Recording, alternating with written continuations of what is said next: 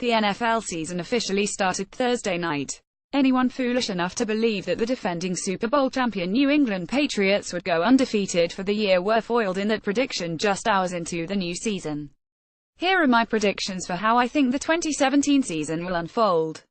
Remember, this is for entertainment value only, and not to be used in court as evidence against my mental capacity. AFC East: New England Patriots, Miami Dolphins, Buffalo Bills, New York Jets. Moving right along, nothing to see here. As long as the hoodie roams the sideline and Brady continues to suit up, this division belongs to the Patriots. Miami has some exciting talent, and a good young coach in Adam Gase, but will be relying on Jay Cutler at quarterback. Enough said. AFC North: Pittsburgh Steelers, Cincinnati Bengals, Baltimore Ravens, Cleveland Browns. Mike Tomlin's crew might very well be the most complete team in the NFL. Avoiding injuries to key players like Le'Veon Bell, Ryan Shazier, and Ben Roethlisberger during rugged divisional games has always been an issue. The bigger problem for Pittsburgh has always been trying to overcome the giant stone wall that is the Patriots. The Bengals' window of opportunity seems to have closed. Still talented, but much thinner because of free agency defections over the last couple of years. The players left behind are a sports psychologist's nightmare, and a mental meltdown waiting to happen. The Ravens are the anti-Bengals, a tough team that will square up with anyone and play close. Major questions about quarterback Joe Flacco's health and offensive talent overcome a rebuilt defensive unit. The Browns, well, draft day was a pretty good movie. AFC South: Houston Texans, Tennessee Titans, Indianapolis Colts, Jacksonville Jaguars. The Texans' defense gives them a slight nod over an inexperienced Titans squad, as long as they can generate at least a little offense. Tennessee has quietly built a solid squad on both sides that might be a nightmare matchup by season's end. Colts management should be imprisoned for doing such an awful job surrounding Andrew Luck and T.Y. Hilton with talent. AFC West: Denver Broncos, Oakland Raiders, Kansas City Chiefs, Los Angeles Chargers. The Broncos bounce back to prominence with solid play from underrated Trevor Siemian and improved defensive line play. Demaryius Thomas and Emmanuel Sanders are as talented a duo at wide receiver as there is in the NFL, and C.J. Anderson's return at running back is an underrated shot in the arm for that offense. Defensively, they are still as good as anybody, but retirements and free agency losses have left them a little thin. The Raiders have one of the best young quarterbacks in the game with Derek Carr, and a solid receiving corps for him. They still have some question marks defensively, and relying on a 31-year-old running back with tons of mileage on his legs and sitting out last season seems like a dangerous gamble.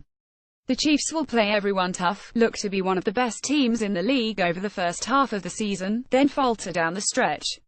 NFC East: New York Giants, Dallas Cowboys, Philadelphia Eagles, Washington Redskins. The Cowboys have the biggest stars, but the Giants look to have the most talent on both sides of the ball of anyone in the division. Ezekiel Elliott's suspension puts Dallas in an early hole they can't claw out from. The Redskins and Eagles do just enough to get fans excited, then come down to earth just as quickly.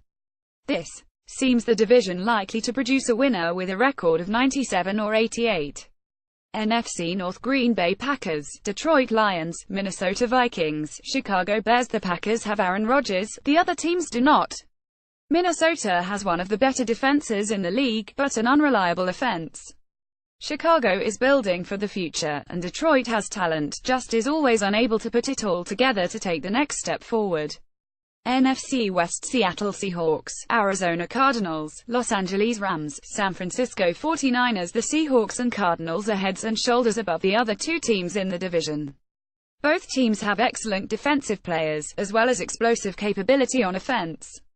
NFC South: New Orleans Saints 115, Tampa Bay Buccaneers 97, Atlanta Falcons 88, Carolina Panthers 610. Atlanta still has a ton of speed and talent at the skill positions, as much as anyone in the league.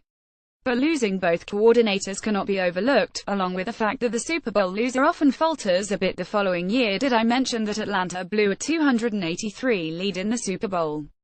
Tampa Bay is everyone's dark horse candidate to take the next major step. Can you really be a dark horse if almost everyone expects you to be one?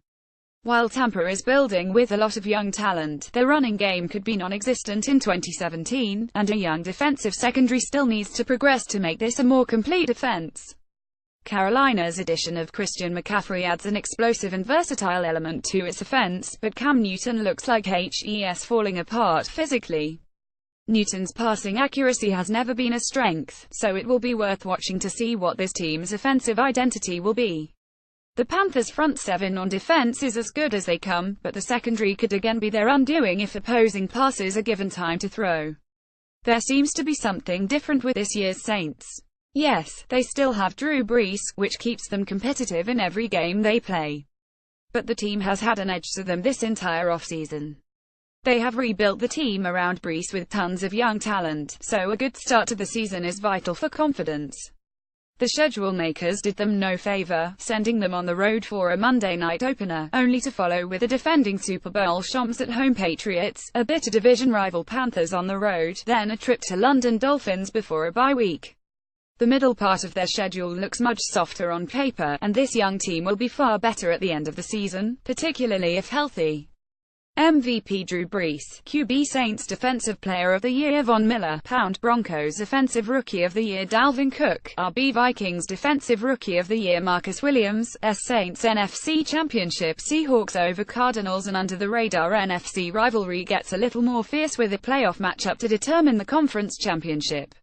AFC Championship Steelers over Patriots. Pittsburgh finally gets over the Patriot postseason roadblock that has haunted them for over a decade and a half.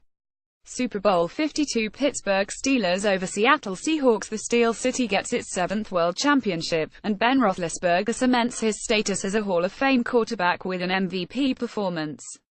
Well, there you have it, my predictions for the 2017 season, and proof that I've taken one too many shots to the head during my life. Enjoy week 1 of football.